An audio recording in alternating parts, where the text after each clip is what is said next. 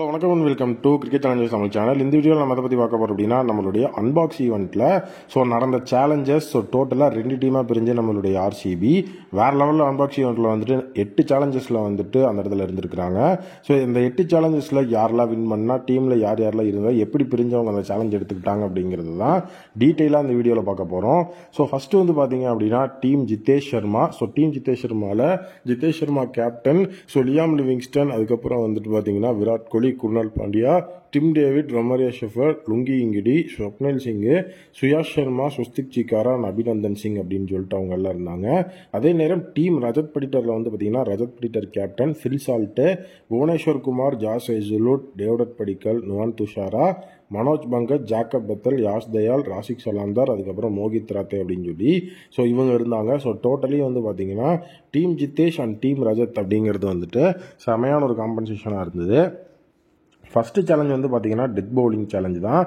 Death bowling சேலஞ்சை பொறுத்த வரைக்கும் அக்யூரசி அப்படிங்கிறது மெயின் அப்படிங்கிற மாதிரி சொல்லியிருந்தாங்க. யார்க்கர் நெயில் பண்ணணும், ரன்ஸ் போகாமல் ரெஸ்ட் பண்ணணும், இதுதான் ரூல்ஸு. டெத் பவுலிங்கை பொறுத்த வரைக்கும் அந்த இடத்துல டாப் பெர்ஃபார்மர்ஸாக இருந்தது யார் அப்படின்னா புவனேஸ்வர் குமார், ஜாஸ் ஹேசல்வுட், அதுக்கப்புறம் நுவான் துஷாரா. இதில் பார்த்தீங்கன்னா புவனேஸ்வர் குமாரும் நுவான் துஷாராவும் பார்த்தீங்கன்னா டீம் ரஜத்தில் இருந்தவங்க. ஈவன் ஜாஸ் ஹேசல்வுட்டுமே டீம் ரஜத் தான். 3 பேருமே பார்த்தீங்க அப்படின்னா டீம் ரஜத்தில் இருந்து தான் மாஸ் காட்டினாங்க. புவனேஸ்வர் குமார் 4 பர்ஃபெக்டான யார்க்கர்ஸு, அதுக்கப்புறம் 2 விக்கெட்ஸு. ஜாஸ் ஹேசல்வுட் பார்த்தீங்கன்னா 3 விக்கெட் 6 பாலில். நுவான் துஷாரா பார்த்தீங்கன்னா 5 ரன் மட்டுமே கன்சிடர் பண்ணி 2 விக்கெட் அப்படிங்கிறத எடுத்தார். அந்த இடத்துல டெத் பவுலிங் அப்படிங்கிற அந்த ஒரு சேலஞ்சை பொறுத்த வரைக்கும் டீம் ரஜத் தான் வின் பண்ணியிருந்தாங்க. அந்த ரவுண்டே பார்த்தீங்கன்னா டாமினேட் பண்ணி அந்த டெத் பவுலிங் அப்படிங்கிற சேலஞ்சை டீம் ரஜத் தான் வின் பண்ணாங்க. நெக்ஸ்ட் சேலஞ்ச் பார்த்தீங்கன்னா over head catching. Over head catching அப்படிங்கிறது ஹை ப்ரெஷர் ரிஃப்ளெக்ஸ் டெஸ்ட் அப்படிங்கிற மாதிரி தான் இருந்தது. ஓவர் ஹெட்டில் பார்த்தீங்க அப்படின்னா தலைக்கு மேலே அந்த கேட்சஸை பிடிக்கணும். அது ரொம்பவே ஒரு மிகப்பெரிய லெவலில் எஃபெக்டிவாக இருக்கக்கூடிய விஷயம். அதில் பார்ட்டிசிபேட் பண்ணி அந்த இடத்துல டாப் பர்ஃபார்மர்ஸாக இருந்தது குர்னல் பாண்டியா, டிம் டேவிட், ஜிதேஷ் சர்மா, அதுக்கப்புறம் பார்த்தீங்க அப்படின்னா விராட் கோலி. நம்மளுடைய விராட் கோலியை பொறுத்த வரைக்கும் அந்த ஃபீல்டிங் அப்படின்னு வந்தாலே செம மாசான பெர்ஃபார்மன்ஸை கொடுப்பாருன்னு நமக்கே தெரியும். அதுதான் இந்த இடத்துலையுமே நடந்திருந்தது. இதில் பார்த்தீங்கன்னா டீம் ஜிதேஷில் இருந்தவங்க தான் பார்த்தீங்கன்னா செமையான பெர்ஃபார்மன்ஸை கொடுத்துருந்தாங்க. ஜிதேஷ் சர்மா 100 கேச்சஸ் அப்படிங்கிறத அருமையாக பிடிச்சாரு. குர்னல் பாண்டியா 5 அட்டம் பண்ணி 4 கேட்சை சக்ஸஸ்ஃபுல்லாக பிடிச்சிருந்தாரு. அதுக்கப்புறம் Tim David sliding boundary catch அப்படிங்கிற மாதிரி விஷயத்துக்குள்ள கொண்டு வந்திருந்தாரு. விராட் கோலி 3 கேட்சை சக்ஸஸ்ஃபுல்லாக பிடிச்சி அந்த இடத்துல டீம் ஜிதேஷ் வின் பண்ணி அந்த இடத்துல பிரில்லியன்ட் ஃபீல்டிங் மூலியமா 1-1 அப்படின்னு சொல்லிட்டு லெவல் பண்ணாங்க. 2 சேலஞ்சில் ஜிதேஷ் ஒரு சேலஞ்சையும் ரஜத் ஒரு சேலஞ்சையும் வின் பண்ணி 1-1 இருந்தது. அடுத்தது 3rd சேலஞ்சு ஜெயிக்கிற டீம் பார்த்தீங்க அப்படின்னா லீட் எடுப்பாங்க அப்படின்னு சொல்லி 6 ஹிட்டிங் சேலஞ்ச் இருந்தது.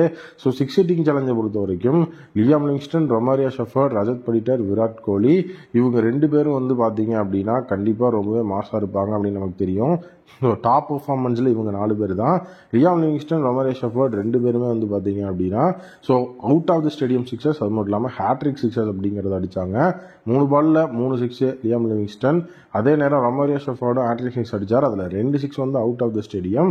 ரஜத் படிட்டர் 2 6. அதுக்கப்புறம் பார்த்தீங்கன்னா விராட் கோலி 1 6 2 பவுண்டரி அப்படிங்கிறத ஸ்கோர் பண்ணி அந்த இடத்துல பார்த்தீங்கன்னா ரொமாரியோ ஷெஃபரோட அந்த மான்ஸ்டர்ஸான பேட்டிங் மூலியமா டீம் ஜிதேஷ் அந்த இடத்துல லீட் எடுத்தாங்க 2-1 அப்படின்னு சொல்லி.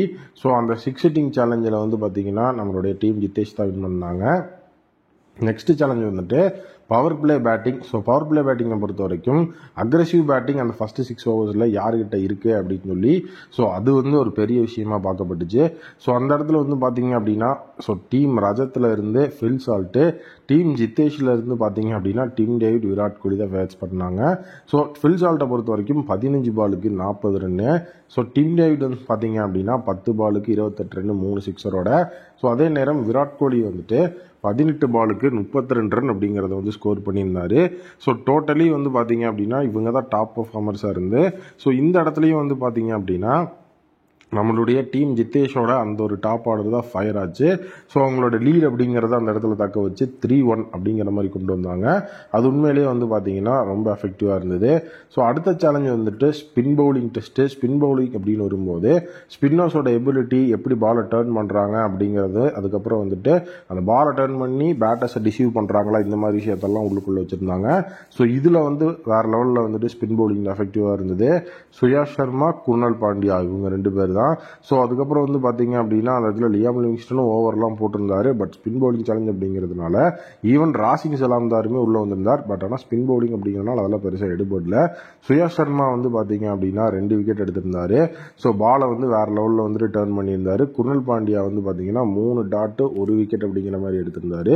ஸோ அந்த இடத்துல வந்துட்டு நம்மளுடைய டீம் ஜித்தேஷ் சைடு, அதுக்கப்புறம் வந்து பார்த்தீங்கன்னா ரஜத் சைடு அப்படின்றதுனால ஈச் ஒன் அப்படிங்கிற மாதிரி பாயிண்ட்டை வந்து ஷேர் பண்ணிட்டாங்க. ஸோ ஈச் ஒன் அப்படின்னு வந்துட்டு ஷேர் பண்ணதுனால ஸோ அந்த இடத்துல வந்துட்டு ஒரு எஃபெக்டிவான விஷயம். ஸோ ஆல்ரெடி வந்துட்டு 3-1 இருந்தது, 4-2 அப்படிங்கிற மாதிரி மாறிச்சு. ஸோ அதுக்கப்புறம் டைரக்ட் ஹிட் சேலஞ்ச் அப்படிங்கிறது வந்து 6th challenge. So direct hit அடிக்கணும் அப்படிங்கிற ஒரு விஷயம். ஸோ அதில் டாப் பர்ஃபார்மர்ஸாக இருந்தது யார் அப்படின்னா டேவிட் படிக்கல், விராட் கோலி, ஸ்வஸ்திக் சிக்காரா இவங்க 3 பேர் தான் அதில் வந்துட்டு டாப் பர்ஃபார்மர்ஸாக இருந்தாங்க. டேவிட் படிக்கல் வந்து பார்த்தீங்கன்னா 3 டைரக்ட் ஹிட்டு. ஸோ அதே நேரம் விராட் கோலி வந்து பார்த்தீங்க அப்படின்னா தலைவன் வந்துட்டு அவர் டைரக்ட் ஹிட் அப்படிக்கெல்லாம் பேர் போனவர். ஸோ அது வந்து நமக்கே தெரியும் ரொம்ப எஃபெக்டிவான பிளேயர் அப்படின்னு சொல்லி. ஸோ பவுண்டரி கிட்ட இருந்தெல்லாம் ஒரு டைரக்ட் தோற்பியார், அதெல்லாம் செமையாக இருக்கும். ஸோ ஸ்வஸ்திக் சிக்காரா வந்து பார்த்தீங்கன்னா 2 டைரக்ட் ஹிட் அடிப்பாங்க. ஸோ இந்த இடத்துல வந்து டீம் ரஜத் தான் வந்து வின் பண்ணியிருப்பாங்க. சம்வாட் வந்துட்டு விராட் கோலியோட அந்த ஒரு டைரக்ட் ஹிட் அப்படிங்கிறதெல்லாம் வந்து பார்க்கும்போது உண்மையாகவே எஃபெக்டிவாக இருந்திருக்கும்.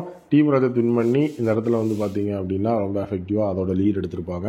ஸோ டோட்டலி அப்புறம் 7th சேலஞ்சில் வந்து பார்த்தீங்க அப்படின்னா ஃபைனல் ஓவர் சேஸ் அப்படிங்கிற ஒரு விஷயம் இருக்கும். ஸோ ஃபைனல் ஓவர் சேஸ் அப்படிங்கிறதுனா ஃபைனல் ஓவரில் 20க்கும் மேற்பட்ட ரன்களை சேஸ் பண்ணணும் அப்படிங்கிற மாதிரி ஒரு விஷயம் தான். ஸோ அதில் வந்துட்டு டாப் பர்ஃபார்மர்ஸாக அந்த இடத்துல லியாம் லிவிங்ஸ்டன், டிம் டேவிட், அதுக்கப்புறம் வந்துட்டு ரொமாரியோ ஷெஃபர்ட் அப்படிங்கிற மாதிரி இருப்பாங்க.